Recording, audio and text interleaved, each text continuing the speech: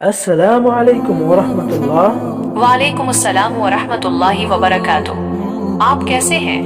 জি আলহামদুলিল্লাহ, আমি অনেক ভালো আছি। সুপ্রিয় দর্শকদের নিয়ে আজকে আমরা ইতিহাসের এক নিকৃষ্ট শাসক নমরুদ সম্পর্কে জানতে চলেছি।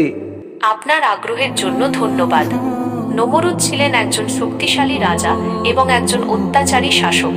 তিনি নিজেকে ঈশ্বর বলে দাবি করতেন এবং তার প্রজাদেরকে তার উপাসনা করতে বাধ্য করতেন। নমরুদের কথা বাইবেলে এবং কোরআনেও উল্লেখ আছে। নমরুদের ক্ষমতার উত্থান এবং তার পতনের গল্পটি বেশ আকর্ষণীয়। সূরা আল বাকারার 258 নম্বর আয়াতে একজন রাজার কথা বলা হয়েছে, যিনি নিজেকে ঈশ্বর দাবি করেছিলেন এবং হযরত ইব্রাহিম এর সাথে তর্কে লিপ্ত হয়েছিলেন। এই রাজা নমরুদ ছিলেন বলে ধারণা করা হয়। কোরআনে নমরুদের অহংকার এবং তার পরিণতি সম্পর্কেও বলা হয়েছে। আল্লাহ তাকে শাস্তি দিয়েছিলেন এবং তার ক্ষমতা ধ্বংস করে দিয়েছিলেন। নমরুদ এতটাই অহংকারী হয়ে উঠেছিলেন যে তিনি নিজেকে ঈশ্বর মনে করতেন এবং আল্লাহকে হত্যার হুমকিও দিয়েছিলেন। নমরুদ একটি বিশাল মিনার তৈরি করেছিলেন এবং সেই মিনারের উপর উঠে তিনি আল্লাহর দিকে তীর ছুঁড়েছিলেন। নমরুদ একটি বিশাল মিনার তৈরি করেছিলেন যা বুরুজ-ই-নমরুদ নামে পরিচিত। কিছু কিছু বর্ণনায় এই মিনারের উপরে একটি ঈগলের মতো পাখি রাখার কথা বলা হয়েছে। নমরুদের মিনার তৈরির গল্পটি লোকমুখে প্রচলিত। এই গল্প অনুসারে নমরুদ একটি বিশাল আকৃতির মিনার তৈরি করেছিলেন, যা এত উঁচু ছিল যে মনে হতো যেন আকাশ ছুঁয়েছে। নমরুদ এই মিনারের উপরে একটি যান তৈরি করেছিলেন, যার উপরে মাংসের টুকরা রাখা ছিল। ঈগলের মতো দেখতে কিছু পাখি সেই মাংসের টুকরা খাওয়ার জন্য যানটিকে উপরের দিকে টেনে নিয়ে যেত। নমরুদ সেই যানে চড়ে আল্লাহর দিকে তীর ছুঁড়েছিলেন বলে কথিত আছে। জি, যাই হোক, নমরুদ যখন আল্লাহ তাআলাকে হত্যা করতে চেয়েছিলেন, নাউজুবিল্লাহ, তখন কিন্তু আল্লাহ তাআলার উদ্দেশ্যে নমরুদ তীর ছুঁড়েছিলেন এবং তীরগুলো কিন্তু আবার তার দিকেই এসেছিল এবং সেই তীরগুলোর মাথায় কিছু রক্ত লেগেছিল, সেগুলো নাকি মাছের রক্ত। তো আল্লাহ তাআলা চেয়েছিলেন যে নমরুদ যেন আশাহত না হয় এবং সে যেন কিছুটা সময় পায় আল্লাহ তাআলার পথে ফিরে আসার জন্য। মহান আল্লাহ তাআলার ক্ষমতা অসীম। তার বিন্দুমাত্র ক্ষতি করা কোনো মানুষের পক্ষেই সম্ভব নয়। নমরুদের মতো অহংকারী শাসকরা তাদের ক্ষমতার দম্ভে অন্ধ হয়ে যায় এবং আল্লাহর শক্তিকে অস্বীকার করে।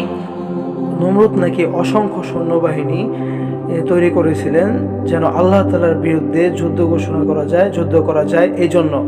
তখনই নাকি আল্লাহ তাআলা নমরুদের যে সৈন্যবাহিনী ছিল তাদের উদ্দেশ্যে এক ঝাঁক মশা প্রেরণ করেছিলেন আকাশ থেকে। হ্যাঁ, আল্লাহ তাআলা নমরুদের সৈন্যবাহিনীকে ধ্বংস করার জন্য এক ঝাঁক মশা প্রেরণ করেছিলেন। এই মশাগুলো নমরুদের সৈন্যদের শরীরে কামড় দিয়েছিল এবং তাদের শরীরের মাংস খেয়ে ফেলেছিল। সৈন্যদের শরীরের হাড়গুলো শুধু অবশিষ্ট ছিল। আল্লাহ তাআলার ক্ষতি করার সাধ্য কারো নেই। নমরুদের মতো অহংকারী শাসকরা তাদের ক্ষমতার দম্ভে অন্ধ হয়ে যায়। নমরুদ যখন দেখলেন যে তার সৈন্যবাহিনী ধ্বংস হয়ে গেছে এবং তিনি পরাজিত হয়েছেন, তখন তিনি ভয় পেয়ে পালিয়ে যান। তিনি তার স্ত্রীর কাছে গিয়ে ঘটনাটি বলেন। তার স্ত্রী তাকে হযরত ইব্রাহিম এর কাছে ক্ষমা চাইতে বলেন। তবে নমরুদ তার অহংকারে অটল ছিলেন। তিনি ক্ষমা চাইতে অস্বীকার করেন এবং আল্লাহর বিরুদ্ধে যুদ্ধ চালিয়ে যাওয়ার সিদ্ধান্ত নেন।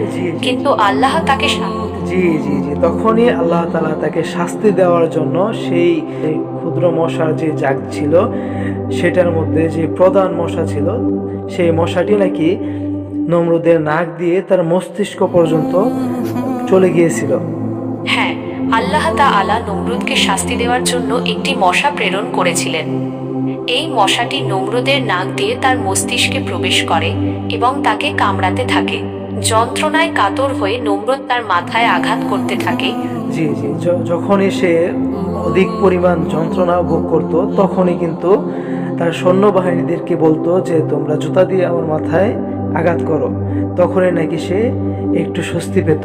হ্যাঁ, নমরুদ যখন মশার কামড়ে অসহ্য যন্ত্রণা ভোগ করত, তখন সে তার সৈন্যদেরকে জুতা দিয়ে মাথায় আঘাত করতে বলতো। জুতা দিয়ে কাউকে আঘাত করা খুবই অপমানজনক এবং নিম্নমানের শাস্তি। নমরুদের ঘটনা থেকে বোঝা যায় যে অহংকারী ব্যক্তিদের শেষ পরিণতি কতটা করুণ হতে পারে।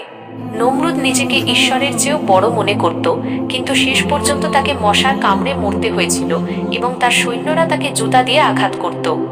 এই ঘটনাটি আমাদের শিক্ষা দেয় যে আমাদের কখনোই অহংকার করা উচিত নয়। আমাদের উচিত আল্লাহর প্রতি বিশ্বাস রাখা এবং তার আদেশ মেনে চলা। প্রিয় দর্শক বন্ধুরা, আমাদের উচিত সবসময় অহংকার মুক্ত থাকা এবং কখনোই সৃষ্টিকর্তার বিরুদ্ধে কোনো কিছুতে অংশগ্রহণ না করা। সৃষ্টিকর্তা যা নির্দেশ দিয়েছে সেই অনুসারে আমাদেরকে চলতে হবে। কারণ হচ্ছে মহান সৃষ্টিকর্তাই একমাত্র ক্ষমতাধর, যিনি কিনা আমাদের পালনকর্তা, সৃষ্টিকর্তা। পাশাপাশি হচ্ছে যারা সৃষ্টিকর্তার বিরুদ্ধে কোনো কিছু করতে চায়, মহান সৃষ্টিকর্তাই কিন্তু ক্ষুদ্র থেকে ক্ষুদ্র জাতি দিয়ে তাদেরকে ধ্বংস করে দেয়। আল্লাহ সর্বশক্তিমান এবং তার শক্তির সামনে কারো অহংকার টেকে না। প্রিয় দর্শক বন্ধুরা, এই আকর্ষণীয় বিষয়টা আপনাদেরকে বলতেই হবে যে নমরুদের মাথার ভিতরে যখন মশাটি প্রবেশ করেছিল তখনও কিন্তু নমরুদ জীবিত ছিল। আর পরবর্তীতে আল্লাহ তাআলা তাকে জীবিত রাখার কারণ হচ্ছে তাকে বারবার সুযোগ দিচ্ছিলেন। কারণ মহান সৃষ্টিকর্তা এতটাই মহান যে মানুষদেরকে প্রতিনিয়তই প্রতিটা ভুলের পরেই কিছুটা সময় দেয় যেন তার ভুলকে স্বীকার করে মহান সৃষ্টিকর্তার পথে ফিরে আসে। কিন্তু যখন আল্লাহ তাআলা মনে করেন যে তাকে আর সময় দেওয়া যাবে না, তখনই কিন্তু তার সময়কে শেষ করে দেয়। আপনার কথাটি খুবই গুরুত্বপূর্ণ। নমরুদের ঘটনা থেকে আমরা জানতে পারি যে আল্লাহ তাআলা মানুষকে সবসময় সুযোগ দেন যেন তারা তাদের ভুল বুঝতে পারে এবং সঠিক পথে ফিরে আসে। কিন্তু যখন কারো সীমা অতিক্রম হয়ে যায় তখন আল্লাহ তাকে শাস্তি দেন। নমরুদ বারবার সুযোগ পেয়েও আল্লাহর পথে ফিরে আসেনি, যার কারণে তাকে এমন করুণ পরিণতি বরণ করতে হয়েছিল। তো প্রিয় দর্শক বন্ধুরা, আমাদেরকে এই গল্পগুলো থেকে শিক্ষা নিতে হবে এবং আমাদের জীবনকে সঠিক রাস্তায় পরিচালনা করতে হবে। তো প্রিয় দর্শক বন্ধুরা, ভিডিওটি আজকে এখানেই শেষ করছি। খুব ভালো বলেছেন। নমরুদের মতো অহংকারী শাসকদের পরিণতি আমাদের জন্য একটি শিক্ষা। আমাদের উচিত সবসময় আল্লাহর প্রতি বিশ্বাস রাখা এবং তার আদেশ মেনে চলা। অহংকার মানুষকে ধ্বংসের দিকে নিয়ে যায়। আজকের আলোচনা এখানেই শেষ করছি। আশা করি এই আলোচনা থেকে আপনারা উপকৃত হয়েছেন। তো প্রিয় দর্শক বন্ধুরা, ভিডিওটি ভালো লাগলে লাইক, কমেন্ট এন্ড শেয়ার করতে কিন্তু ভুলবেন না।